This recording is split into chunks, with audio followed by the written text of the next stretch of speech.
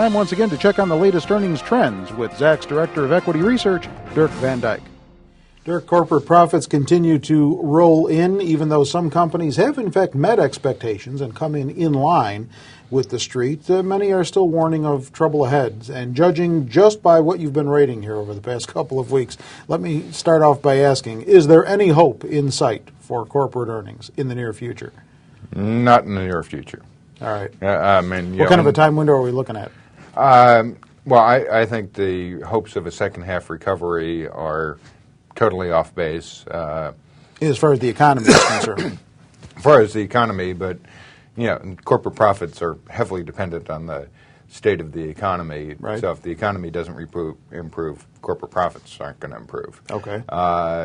So we've got a long ways to go. If you take the bottom-up estimate right now for the S&P 500, we're talking in the $72 range, and that seems highly unrealistic. When you see that in just a couple of days that has fallen by over 1.5%, again, these are, you got to think of this as a motion picture, not as a still. But let me ask you, though, stock market seems to be taking these dismal numbers, these earnings numbers, pretty much in stride. And so I need to ask you the question, are the most pessimistic of expectations already in the price? Hard to say. Again, if you extrapolate out where the earnings are likely to be by the end of this year, then you get to probably somewhere south of $60. Then it becomes a question of what sort of multiple you're willing to put on those earnings, which would be dependent on how fast a recovery we're likely to see in corporate earnings. But traditionally, at the bottom of a bear market, you tend to have pretty low PE multiples. So if you put a 12 multiple on 60 worth of earnings, you get an S&P about 720. It doesn't seem to me to be that far of a stretch for us to get down to those sort of numbers, or possibly even worse. But eventually this too will pass. All right, it might pass like a kidney stone, but it will pass. Let's run down some of the data that we have so far. 93 companies have reported so far, correct? Yeah, through the close on Thursday. And on a net income basis, they are almost 64% below year-ago levels. Yes. All right. So how much red ink is there out there percentage-wise? Well, when you combine, if you assume that everybody who's yet to report comes in exactly on target, then the decline will be more on the order of 29-30%. One of the silver linings is that the financials are traditionally the first ones to report. And we've gotten over a third of the financials in, whereas with 93, we're talking under 20% of the overall S&P. So we're getting some of the bad news out of the way first, which is why it goes from minus 64 to minus 30% or so. Okay. But the financials, everybody going into this was saying, well, they're going to have really easy comps to be. But we haven't seen that yet. No, quite to the contrary. In the financials, the total net income loss so far is almost $19 billion versus less than $3 billion a year ago. All So, right. Estimate cuts running 6-1 over increases for both 2009 and for 2010. Yeah. That's not good news. Tell us what the median EPS growth of the firms reporting so far is at right now. It's minus 8.6%. And, if everybody came in exactly on target, the remaining firms are also down about 8.6%. So don't look for a huge change in that, barring surprises, although we're still relatively early, and the medians can tend to jump around when you have a small sample size of those that have already reported. Surprise ratio is where?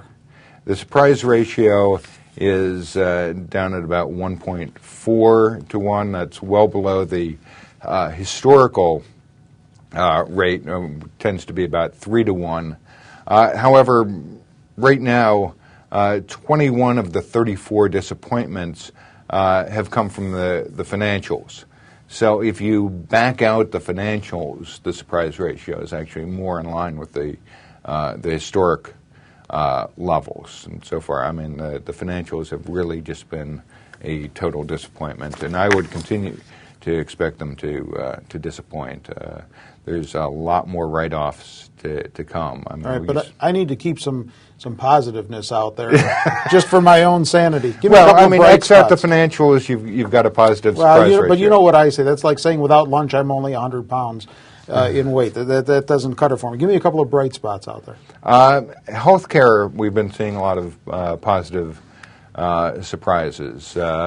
And, you know, it's not included in these numbers, but, for example, yesterday Hershey Foods came out with a positive surprise. So some of these consumer staple type names and healthcare names look like pretty much safe havens.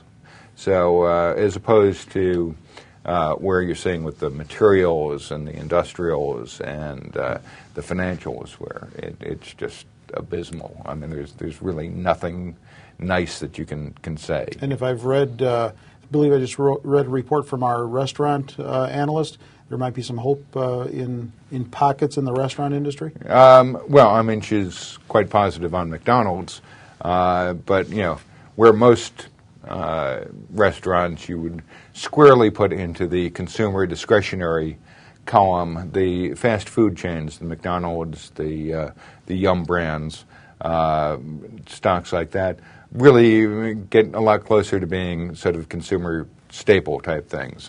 You know, eating off the dollar menu is not that much more expensive than eating at home, and so that's sort of holding up pretty well. But when you go to the places where, you know, you're going to be shelling out $20 a head, you know, for an evening of, you know, undistinguished food, by the time you have a beer and stuff like that, remains iffy. That remains very iffy. I mean, look, consumers are very much in the process of trying to restore their balance sheets after a 25-year decline in the savings rate. Eventually, we're going to have to build that savings rate back up to the historical levels of between 8 and 10%. Even with all the pain we've had so far, now the latest data we have is November, but the savings rate was 2.8%. Now that's up from, you know, 0.5%, which is kind of where it had sort of stabilized for a couple of years. But auto sales, you know, getting cut in half, a Christmas with nothing but coal in the stockings. What's the point? The point is that consumers are going to be stopping spending for a long time, and we have only started to feel the pain that comes with rebuilding your savings rate over time. Okay, I've got to leave it there. Dirk has painstakingly put all of the numbers together with regard to 4Q, and even looking out a little bit further than that as far as the earnings are concerned. You need to access that by going to Zacks.com's homepage and scrolling down to the headline next to his smiling picture for his most recent earnings trends column. With Dirk Van Dyke, I'm Terry Ruffalo.